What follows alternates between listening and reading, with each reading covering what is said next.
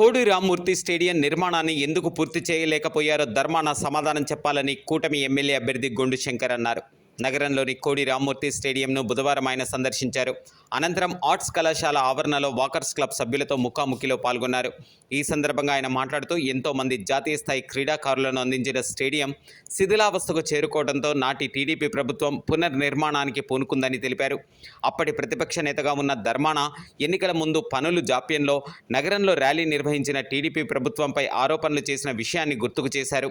నిజంగా ధర్మానాకు స్టేడియంపై చిత్తశుద్ధి ఉంటే 5 ఏళ్లలో ఎందుకు పూర్తి చేయలేదో చెప్పాలని అన్నారు.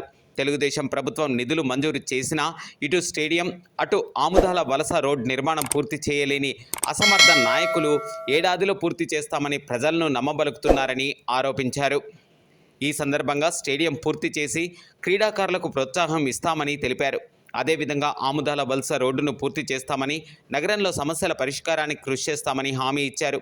మే 13వ తేదీన జరిగే ఎన్నికల్లో ఎంపీగా రామ్మోహన్ నాయుడు, ఎమ్మెల్యేగా తనను అత్యధిక మెజారిటీతో గెలిపించాలని విజ్ఞప్తి చేశారు. కార్యక్రమంలో వాకర్స్ క్లబ్ నాయకులు, టీడీపీ, జనసేన, బీజేపీ నాయకులు పాల్గొన్నారు.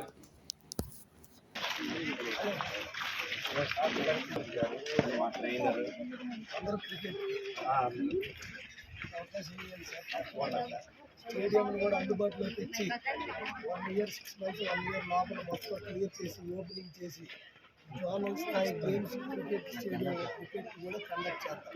ఫస్ట్ 1 year వీళ్ళందరినీ ప్రతి వందలుగా నెంబర్ ఆఫ్ ఎగ్జామ్ నేను అందుబాటులో స్టేడియం తేడాలో చేస్తాను. సంతోషం సార్. Thank you thanks. మీరందరూ కూడా మీ పేరెంట్స్కి ఓట్ చేయమని చెప్పండి. నాకు నరేంద్ర మోడీ గారు, పవన్ కళ్యాణ్ గారు, చంద్రబాబు నాయుడు గారు ముగ్గురు కలిసి నాకు తెలుగుదేశం గెలిపించాలి. చెప్పండి, మనకి స్పోర్ట్స్ ఏమైనా కానీ బెనిఫిట్స్ ఏమి కావాలని చేస్తారు. స్టేడియం ఒకటి, స్పోర్ట్స్ సంబంధించిన అదే పిలుస్తున్నాను.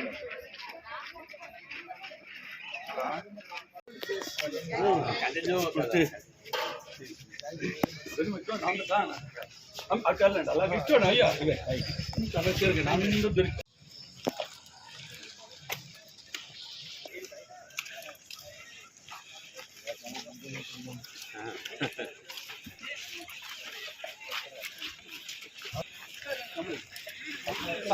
అందరూ ఒకసారండి, 1 minute ఒకసారి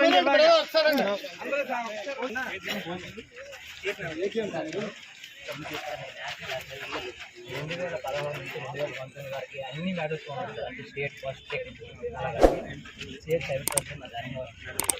నేను అలాగే సర్టిఫికేట్ కోర్స్ అయిపోయింది సార్.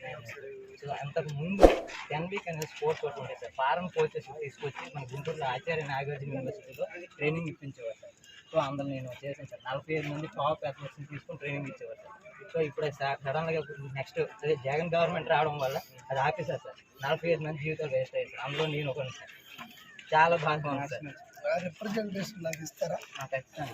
డెఫినెట్గా ఇది తీసుకెళ్తాను. సో నాకు మీరు అందరూ ఓట్ చేసి నాకు ఎంపీ రామ్మోహన్ నాయుడు గారికి ఓట్ చేసి ఒక అవకాశం ఇచ్చినట్లయితే వీలైనంత తొందరలో నేను స్టేడియం అందుబాటులో తీసుకొచ్చి నా ప్లాను శ్రీకాకుళం నేషనల్ గేమ్స్ ఎందుకు ఆతిథ్యం ఇవ్వకూడదు. అసలు సరైన ఎక్విప్మెంట్ లేదు సార్. అందుకే ట్రాక్ మీద రానున్న 5 సంవత్సరాల్లో నేను నేషనల్ గేమ్స్కి శ్రీకాకుళం హెడ్ క్వార్టర్ ఆతిథ్యం ఇచ్చే విధంగా నేను తీర్చిదిద్దుతానని అందరికీ తెలియజేసుకుంటాను. మీరందరూ కూడా యువకుడినైన నాకు జనసేన నరేంద్ర మోడీ గారు, పవన్ కళ్యాణ్ గారు, చంద్రబాబు నాయుడు గారు కలిపి నాకు ఇవ్వడం జరిగింది. సో ఎప్పుడు ఎంతోమందిని చూశారు చాలామంది. ఈసారి ఒక యువకుడు గారు నాకు అవకాశం ఇచ్చారు కనుక మీ యువకులందరూ కూడా అలాగే మీరు కూడా స్ప్రెడ్ చేయాలి. మనకు జరిగిన అన్యాయం రేపు అందుకు ఒక్కసారి మార్పు ఇస్తే నేను ఈ బాధ్యతలన్నీ నేను తీసుకుంటాను. తర్వాత కూడా చాలా మంది చాలా వచ్చి ఫీజులు కట్టుకుని చదువుతాను సార్. నోటిఫికేషన్ మమ్మల్ని రిలీజ్ చేశారు, ఎగ్జామ్స్ రాశారు. తర్వాత ఇప్పుడు గ్రౌండ్ పెట్టలేదు సార్. ఇప్పటి నుంచి గ్రౌండ్ ట్రైనింగ్ అవుతూనే ఉన్నారు. అది ఎన్నో అందరూ పెట్టిస్తే కొంత రిలాక్స్ అవుతుంది. లేదంటే ఇంకా అలా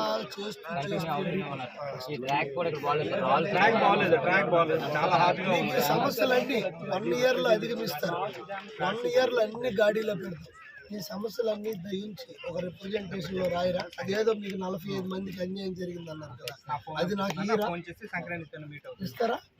నాకు ఏమాల్సి- మరి మీకు పట్టుకొని చేస్తాను, తీసుకొస్తానండి.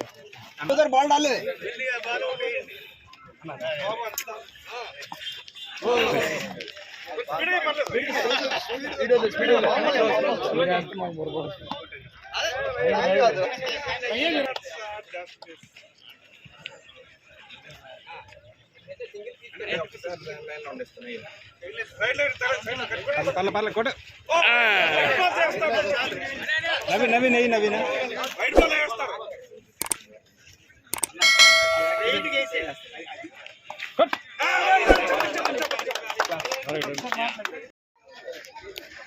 ఓకే.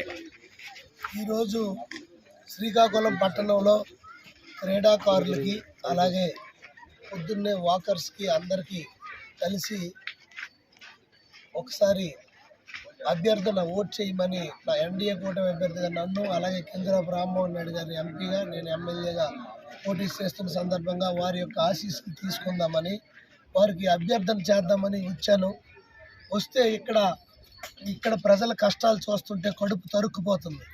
ఈ పిల్లలు ఇక్కడే క్రికెట్ స్టేడియంలో ఇక్కడ క్రికెట్ కోచింగ్ తీసుకుంటున్నారు. వాళ్ళు ఏం పాపం చేశారు? పిల్లలు ఒక చిన్న ప్లేస్లో నెట్ కట్టుకొని ఇక్కడ చేస్తున్నారు. 5 years వాళ్ళు already 8 years 10 years 12 years aged peoples వాళ్ళ జీవితాల్లో ఆల్రెడీ 5 years వాళ్ళు కోల్పోయారు. స్టేడియం ఫెసిలిటీ లేకుండా వాళ్ళు కోల్పోయారు. నేను 6th class చదివేటప్పుడు 1986లో ఇక్కడ ఉత్తరాంధ్ర క్రికెట్ పోటీలు జరిగినప్పుడు నేను వచ్చి అటెండ్ అయ్యాను. కానీ ఎంత అత్యాధునిక యుగం వచ్చినప్పుడు కూడా ఈ రోజుకి స్టేడియం అందుబాటులో లేకపోవడం దురదృష్టకరం. పూర్తిగా ఈ ప్రభుత్వం, వైసీపీ ప్రభుత్వం, ఈ ముఖ్యమంత్రి ఇక్కడున్న ధర్మాన ప్రసాదరావు గారి ఫెయిల్యూర్.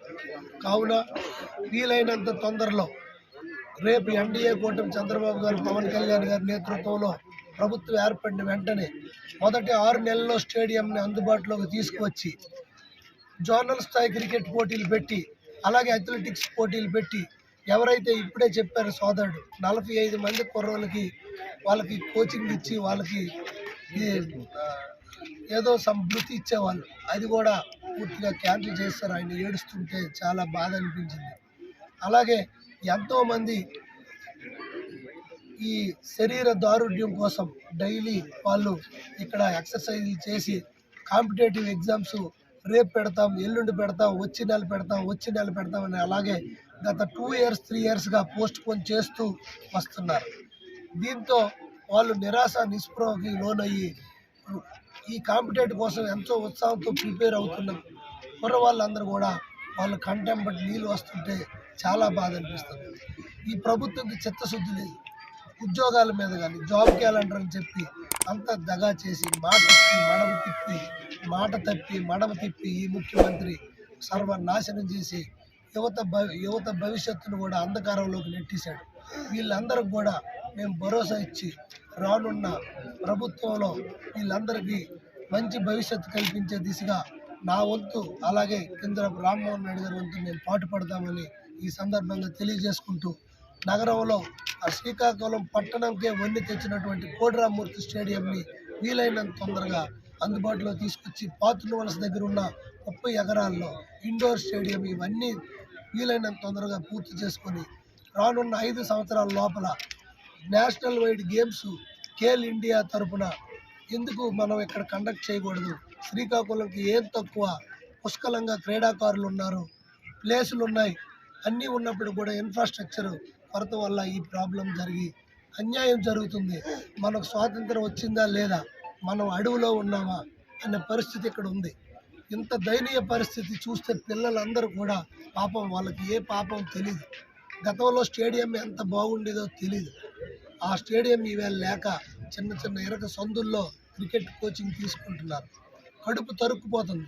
వీటన్నిటిని అధిగమించి మంచి క్రీడా ప్రాంగణాన్ని అందుబాటులోకి తీసుకొచ్చి క్రీడాకారులకి అలాగే కాంపిటేటివ్ ప్రిపేర్స్ అయ్యే వాళ్ళకి అలాగే సీనియర్ సిటిజన్స్కి పట్టణ వాసులందరికీ కూడా ఆహ్లాదకరమైన వాతావరణం వచ్చేటట్టు నేను కృషి చేస్తానని తెలియజేసుకుంటూ నియోజకవర్గ ప్రజలు, క్రీడాకారులు, యువత పేరెంట్స్, సీనియర్ సిటిజన్స్ అందరూ కూడా ఎన్డీఏ కూటమి అభ్యర్థిగా యువకుడినైన నన్ను, ఒక సామాన్య కుటుంబం నుండి వచ్చిన నన్ను, ఒక కార్యకర్తనైన నన్ను ఒక అవకాశం ఇచ్చి నాకు అభ్యర్థిగా ఎన్డీఏ కూటమి తరపున నరేంద్ర మోడీ గారు, అలాగే పవన్ కళ్యాణ్ గారు, చంద్రబాబు నాయుడు గారు నన్ను అవకాశం ఇచ్చారు కనుక ఒక్క ఛాన్స్ నాకు ఇచ్చి మీరందరూ ఓట్ చేసి ఒక నియోజకవర్గాన్ని అభివృద్ధి కోసం తోడ్పడాలని అందరికీ కోరుకుంటూ, అలాగే ఎంపీ గారు రామ్మోహన్ నాయుడు గారికి, ఎమ్మెల్యే అభ్యర్థిగా నన్ను సైకిల్ గుర్తుపై ఓటు వేసి శ్రీకాకుళం నియోజకవర్గ ప్రజలందరూ కూడా అత్యధిక మెజార్టీతో గెలిపిస్తామని ప్రార్థిస్తూ నమస్కారం.